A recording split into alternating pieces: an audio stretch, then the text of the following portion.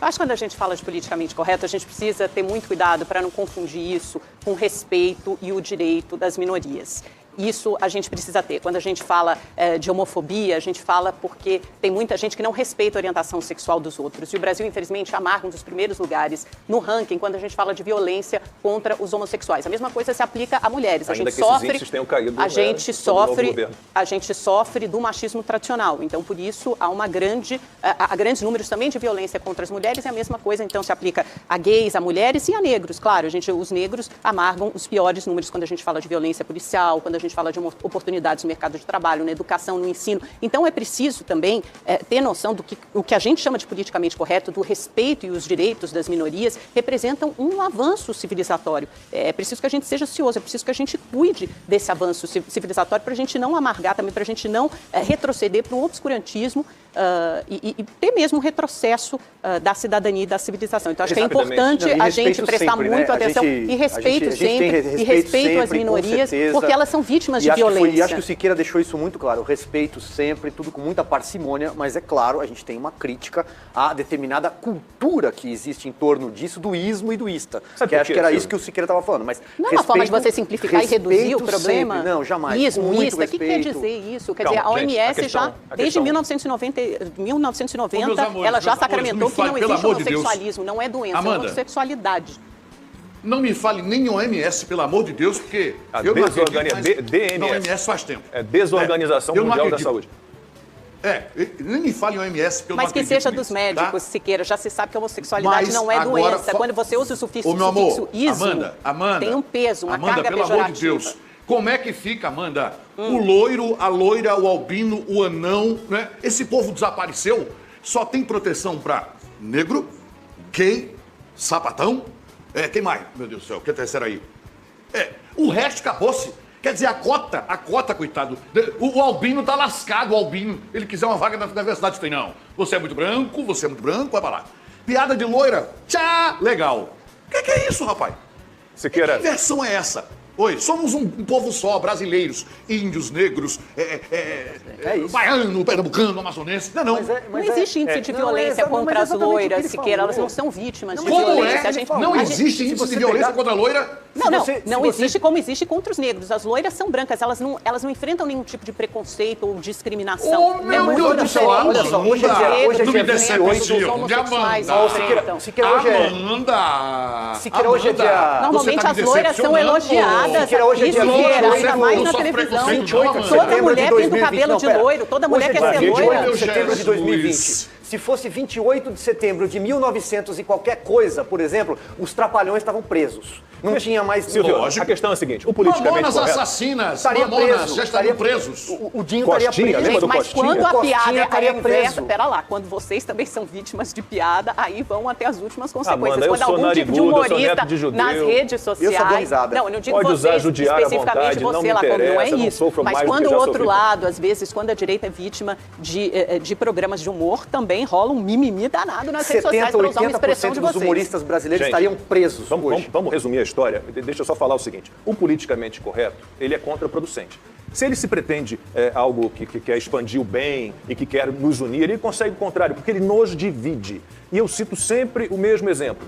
O pai de um amigo meu, um grande sociólogo, morreu e ele fez aquelas postagens lacradoras. Foi meu pai que me ensinou a não ser xenófobo, racista e homofóbico. E, obviamente, eu não fiz comentário na postagem de um rapaz que fazia uma homenagem ao pai, mas pensei cá comigo. O meu pai me ensinou que somos todos iguais, nunca nos dividiu e que todos merecem o meu respeito, a minha elegância e a minha educação. Então, o politicamente correto, ele é contraproducente, ele nos divide, ele segrega. A gente não precisa disso. Todo mundo tem que ser respeitado, independentemente de qualquer coisa, de gênero, que agora são 52, né? Gênero, de cor da pele, local de nascimento, local de moradia, salário, o que faz da vida. Não interessa. É isso. Me permita, por favor. É difícil saber o que aconteceria se a gente não tivesse tido nenhum tipo de isolamento social, de quarentena. Eu te falo o que aconteceria. Diga, doutor, o senhor então tem uma bola de cristal. Não tenho bola de cristal, eu só estudo. Bielorrússia teve uma taxa de mortalidade por milhão de habitantes 10 vezes menor do que a nossa. São sociedades bem diferentes, né? Bom, é o mesmo vírus, não é?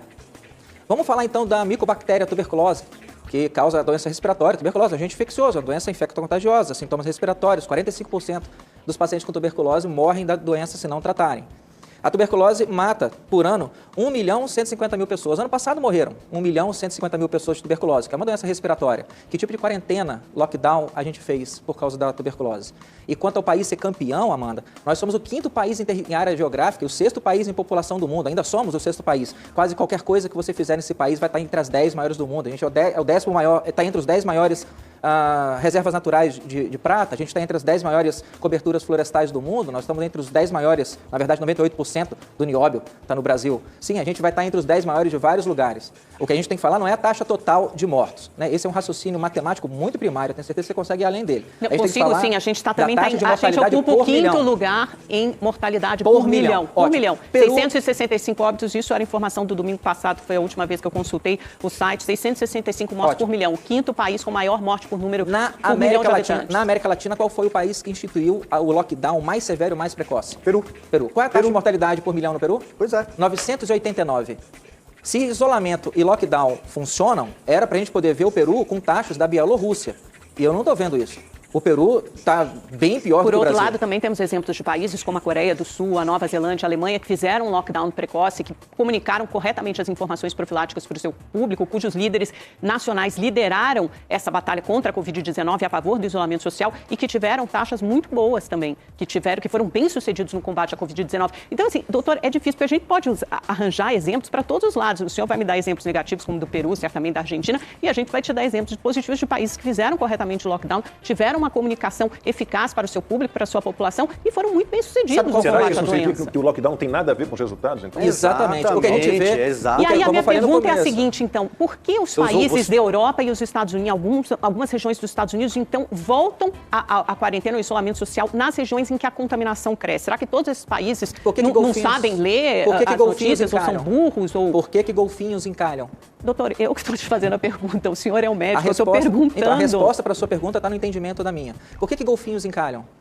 Então, o senhor está dizendo que todos eles estão equivocados, que as autoridades médicas desses países desenvolvidos... Muito bom, Lacombe, eles seguem o líder que os guia para a morte. Cetáceos, para mim, são o tipo de mamífero mais inteligente que tem nesse planeta. Nenhum mamífero nesse planeta supera a inteligência do cetáceo. O cérebro de uma orca, de uma baleia-fim, de um golfinho, é muito, infinitamente melhor do que o nosso. E mesmo esses mamíferos mantêm o sentimento de bando, de horda, de grupo, e quando os líderes se dirigem para uma praia, mesmo na maré baixa, todo o grupo, centenas deles, vão atrás e encalham. Alguém gritou lobo. E centenas de países, dezenas de países no mundo foram atrás e saíram cada um tomando uma medida mais drástica a gente está falando 6, 7 meses depois do início da pandemia nesses países, né? A gente está falando 6, 7 meses depois, quer dizer, com muita informação, muitos estudos já saíram até agora e continuam achando que o distanciamento social é a principal medida antes de sair, até sair a vacina, pelo menos, de combate à Covid-19. Então, as autoridades de saúde desses países são economias desenvolvidas, a gente não está falando de qualquer lugar, a gente está falando de Reino Unido, de França, de Espanha, e não são todos de governos como vocês consideram de esquerda, então não é uma questão de biologia, é uma questão de ciência, de medicina. Esses países estão neste planeta? Até onde eu sei, sim. Ótimo, eles estão tomando essas medidas desesperadas porque o Covid matou 1 milhão de pessoas este ano, certo? Certo? É uma tragédia. Vamos concordar? Eu acho uma tragédia. Isso, é uma tragédia. Eu acho. 17 milhões e meio de pessoas morrem no mundo todo ano por doenças cardiovasculares. Cadê a pandemia de aparelhos de pressão? Eu não vi. 800 mil pessoas morreram de suicídio no mundo em 2017. Cadê a gente sempre pode fazer essas comparações, mas elas não são reais, elas não são legítimas. A gente tem que comparar com outras pandemias e, ao mesmo tempo, elas não vêm todas. Elas não vêm todas. Vamos comparar com a pandemia de uma só vez. Vamos comparar com a pandemia de tuberculose. Em 1999, havia bem menos pessoas no mundo do que hoje. A gente está falando de 21 anos atrás. Em 1999, 1 milhão e 600 mil pessoas morreram de tuberculose no mundo. Essa não é uma pandemia... Compara com sarampo.